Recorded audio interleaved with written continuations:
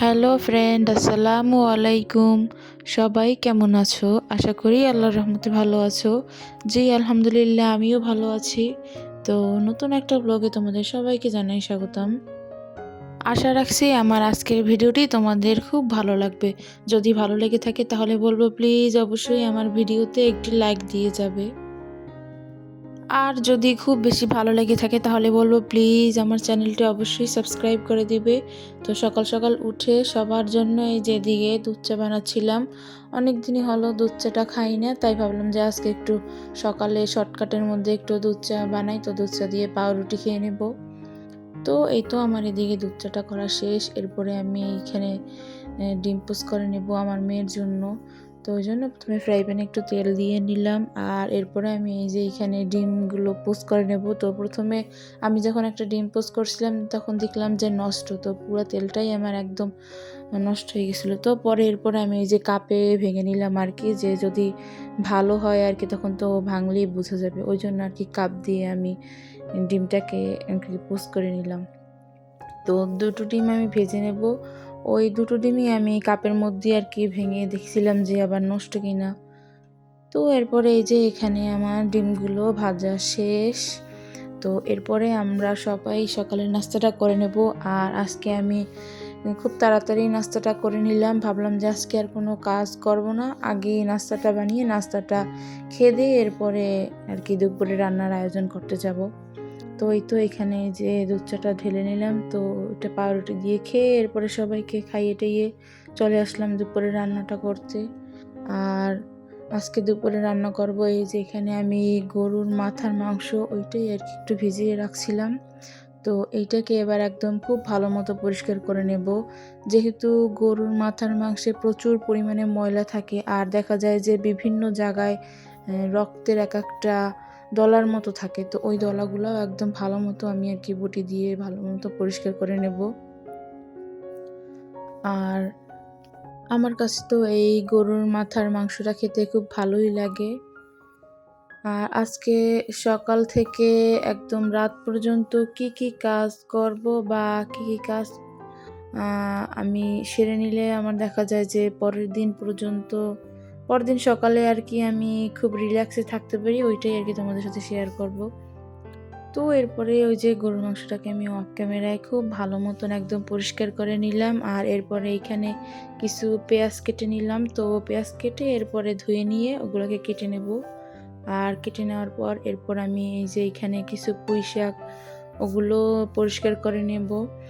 আর শাকে যেহেতু প্রচুর পরিমাণে ময়লা থাকে ওই জন্য আর কি এটাকে আমি একদম ভালো মতো পরিষ্কার করে নিয়ে একটা ছাঁকনিতে ছেঁকে রাখবো। আর একটা মেয়ের কাজই তো হচ্ছে যে সকাল থেকে পরিবারের জন্য নাস্তা বানিয়ে আবার দুপুরে সবার জন্য রান্না করা, এরপরে আবার দেখা যায় যে বিকেলে আবার নাস্তার আয়োজন করা।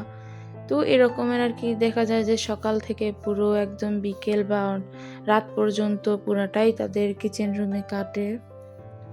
তো এটা তো প্রত্যেক গৃহিণীরই একটা কাজ, পরিবারের সকলের ভালো মন্দের দিক খেয়াল রাখা। তো এরপরে এই যে দুপুরের দিকে দেখলাম যে প্রায় দুপুর 12টা বাজে, তখন সাদা বাবা একটু বাজারে গেছিলো। তো সে যে এখানে কিছু সিঙ্গারা নিয়ে আনলো আর সাথে এই যে সরিষা বাটা। তো এটা দিয়ে আর কি আমরা সবাই খেলাম। সিঙ্গারাটা খেতে অনেক মজা ছিল। তো এরপরে খেয়ে দিয়ে রান্না করতে চলে আসলাম দুপুরে। তো প্রথমেই আমি এই যে গরুর মাথাটা এটা আগে ভালো মতো রান্না করে নেব, মানে মাথার মাংসটা। তো এরপরে এটাকে আমি আজকে আর মাখালাম না, একদম ডিরেক্ট চুলায় বসিয়ে দিলাম। তো চুলায় বসিয়ে দিয়ে এরপরে আমি সমস্ত মশলাগুলো এক এক করে দিয়ে দেব। তো প্রথমে আমি পেঁয়াজ কুচি দিয়ে দিলাম, এরপরে দিয়ে দিলাম রসুন বাটা, আর এরপরে দিয়ে দেব আদা বাটা, আর এরপরে সাথে দিয়ে দিলাম ওই যে গরম মশলা, হলুদের গুঁড়া, মরিচের গুঁড়া, জিরের গুঁড়া, ধনিয়ার গুঁড়া। তো দিয়ে মাংসটাকে ভালো মতো একদম কষিয়ে নিয়ে এরপরে সেটার মধ্যে ঝোল দিয়ে 7-8টার মতন সিটি দিয়ে আমি উঠিয়ে নেব। তো উঠিয়ে নিয়ে যে আর একটা কড়াইতে দিয়ে দিলাম। দেখলাম যে প্রচুর পরিমাণে ঝোল ছিল, তো এই ঝোলটাকে আমি আর একটু টানিয়ে নেব।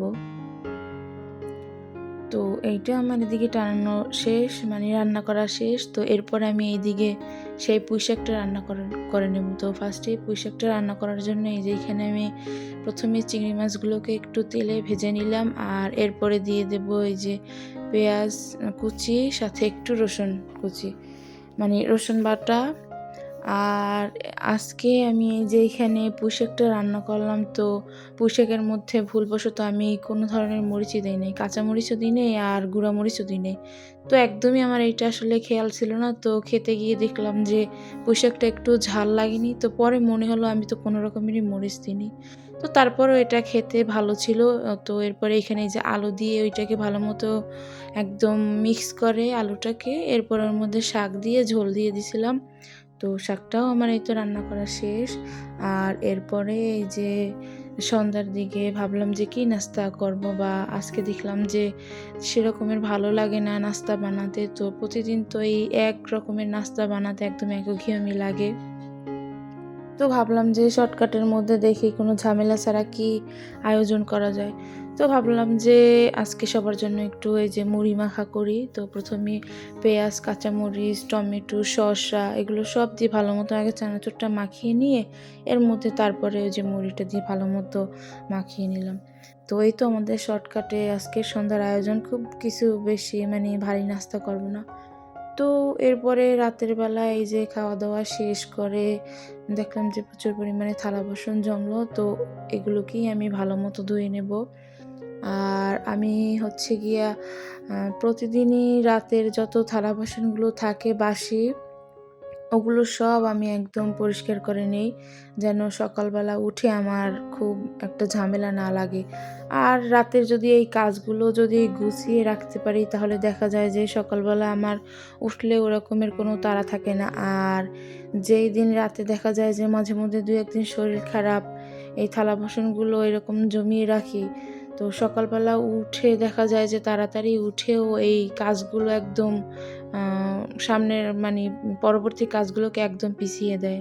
দেখা যায় যে এই কাজগুলো করতে, করতে একদম টাইম যায়। ওইজন্য যখনই যদি শরীর সুস্থ থাকে তাহলে সবসময় আমি এই কাজগুলো আগের দিন রাতেই সেরে নিই, যেন সকালে উঠে আমার কোনো তাড়াহুড়ো না লাগে। আর এরপরে এই তো এদিকে বেসিনটাকেও একদম খুব সুন্দর মতো পরিষ্কার করে নেব। আর প্রতিদিন রাতেই আমি বেসিন পরিষ্কার করে নিই, যেন সকাল, সকাল উঠে রান্নাঘরটার দিক তাকালেই আমার একদম মনটা যেন ভরে যায়। এরকমই যেন নোংরা একটা বেসিন না দেখি। তো এরপরে দেখলাম যে বাহিরে কিছু আম পড়েছিল, আর আমগুলো পেকে একদম মানে পুরা ভিতরে গলে গেছিলো। তো ভাবলাম যে এইটুকে আমি একটু ফ্রিজে রেখে দিই। তো এরপরে এই আমগুলোকেও ফ্রিজে রেখে দিলাম। আর রাতের বেলা আমার কাজ থাকে যে কোথায় যদি কোনো এক্সট্রা কাজ থাকে, তো ওগুলোকেই আসলে সেরে নেই খুঁজে, খুঁজে। দেখা যায় যে সকাল থেকে বিকেল পর্যন্ত ওই রকমের কোনো টাইম হয় না। তো রাতে একটু সময় পাই এই যে সবকিছু গুছানোর জন্য। ওইজন্য রাতেই যদি দেখি টুকটাক কোনো কাজ আছে, ওগুলোকে সব আমি ভালোমতো রাতের মধ্যেই সেরে নিই, যেন পরবর্তী দিন আমার খুব একটা কষ্ট না লাগে। তো এরপর আমার এই যে এখানে কিছু চা পাতি শেষ হয়ে গেছিলো, তো ওই চা পাতিটাকেই আমি ভালোমতো বয়ামে ভরে নেব। আর এরপরে কিছু চানাচুর আমি ওগুলোকেও বয়ামে ভরে নেব। আর রাতের বেলা কাজ করলে একটা সুবিধা হয় যে পরের দিন কোনো মানে ঝামেলা থাকে না। সব কাজগুলো রিল্যাক্সে করা যায়। আর ওইজন্যই আমি অর্ধেক কাজই আমি সবসময় রাতে সেরে নিই, যেন সকালবেলা কোনো ধরনের কোনো বিরক্তি না লাগে, যেহেতু আমার ছোট একটা মেয়ে আছে। তো ওইজন্যই। তো এরপরে এই যে আমার এই যে টুকিটাকি কাজগুলো শেষ। তো আমার আজকের ভিডিওটি এই পর্যন্তই। যদি ভালো লেগে থাকে তাহলে বলবো প্লিজ অবশ্যই আমার ভিডিওতে একটি লাইক দিয়ে যাবে। আর যদি খুব বেশি ভালো লেগে থাকে তাহলে চ্যানেলটিকে অবশ্যই সাবস্ক্রাইব করবে। তো সবাই ভালো থাকবেন, সুস্থ থাকবেন, আর সবাই আমার পরিবারের জন্য দোয়া করবেন। আর এইদিকে আমার রাজকন্যাটা মশারি ছাড়াই যে ঘুমিয়ে পড়ছে। তো আজকে এ পর্যন্তই। আল্লাহ হাফেজ।